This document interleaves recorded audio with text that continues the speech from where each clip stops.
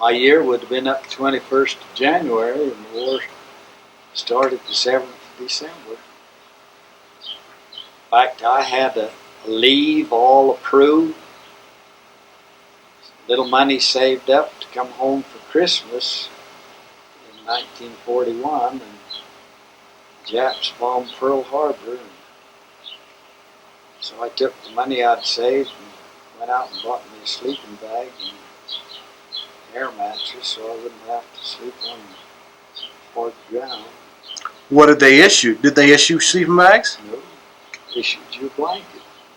That was your entire bedroll. Well, when the Japanese bombed, then when we were in Oakland, didn't you say they stationed you up there on the hill above San Francisco? Well, after the Sunday the Japs bombed Pearl Harbor, we moved out of our barracks, packed our duffel bags, moved out of our barracks. We slept out in the field that night, and the next morning we loaded up and headed up towards San Francisco.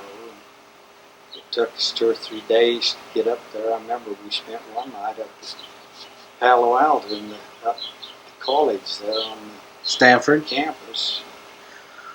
Why 3 hours? Didn't Fort Ord, isn't that by Santa Barbara? Where is Fort Ord? Fort Ord's down by Salinas and Monterey. Well, yeah, so you're real close to San Francisco. Not very close. It's 150, 200 miles. What did it take you 3 days for? Well, we didn't rush us. I don't know. It was a couple of 3 days. Huh. Went up and went across the Golden Gate Bridge and out there on those hills in Marin County out there. We were supposed to be guarding patrolling the shore there. So all we did is sit up there on the hill, and we were there for a couple of days, and the fog finally cleared, and there was the ocean right down below us. We didn't even know it was there. And it rained, and it rained. I remember one day, soon after we got there, we spent all day trying to level out a place to set up a squad tent.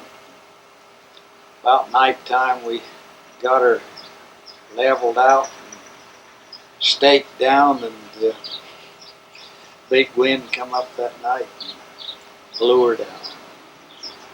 I remember laying there in that tent, and I could feel her going over, so I was sleeping right to the side of the tent, and as she went over, I just grabbed the hope, and as it fell down, I just pulled myself in under the canvas and spent the rest of the night. Oh, brother. And the next day up there, I dug a place for a pup tent. Woke up the next morning and was laying in about 3 or 4 inches of water. Was it above your air mattress? Yeah. So your bag was pretty wet, huh? Ugh. Well, we left, when we left there, then we went down San Mateo, Bay Meadows Racetrack. That was nice quarters. Quartered there all winter long. We'd go out to Half Moon Bay and about 1 week out of the month, maybe 1 week out of 3 weeks or something, be on shore patrol out there, and then back to the racetrack. Was there rumors at all that you guys were going to be shipped out to Hawaii, or? We didn't have any idea what was going to happen. But the next spring,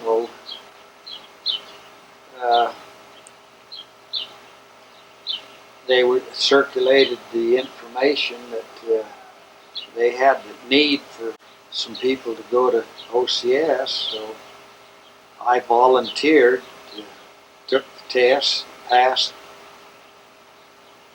was selected to go to Fort Benning to OCS, Infantry OCS in July. Fort Benning, Georgia.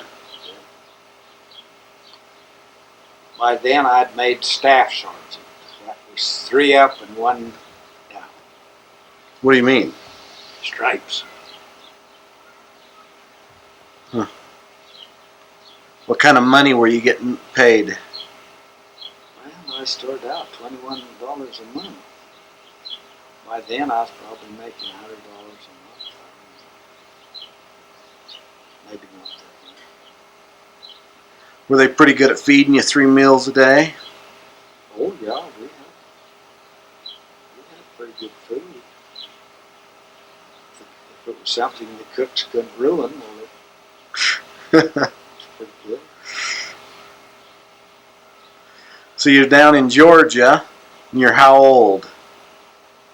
Well, I went down there in July of 42, so I was probably 24. Were you still writing this legal? Oh, I think it pretty well proved Out of sight, out of mind? it. We were there for 3 months, and I tell you, they poured it on us. We had all kinds of weapons training, squad training, platoon training, company training. That's when we went down toward Camp Roberts there on that big maneuver, and the truck tipped over with me.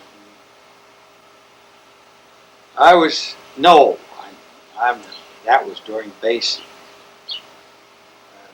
Fort Benning, well, we went through a lot of this same stuff again.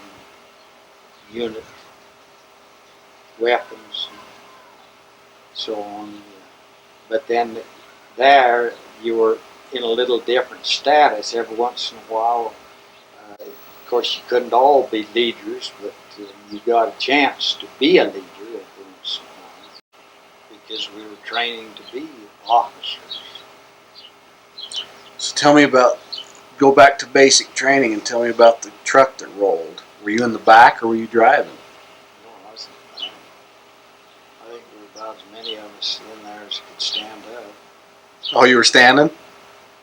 Header packs and rifles. Heading up this canyon here, and the cockeyed Jeep that was leading us, he had his lights on. It was supposed to be wartime, lights out. So our truck was just kind of following the truck ahead of it, and they had 2 little cat-eye lights on the back. This truck ahead of us went around this curve, and our driver lost him for a few minutes, but when he got around the curve, then he straightened out again. Our guy could see him, so he went right straight for him. It was quite a drop. Rolled the truck. Broke one guy's back. Shook us all up real bad. I think they took us to the hospital that night, and then the next morning, us that weren't hurt too bad, we were released and went back to our units. I can still see me stand out there on that, I don't know where it was, crossroad or something, and they'd unloaded a bunch of rations there, and the only thing I could find was some cold cereal, and that's what I had to eat, just some cold cereal without any milk, sugar.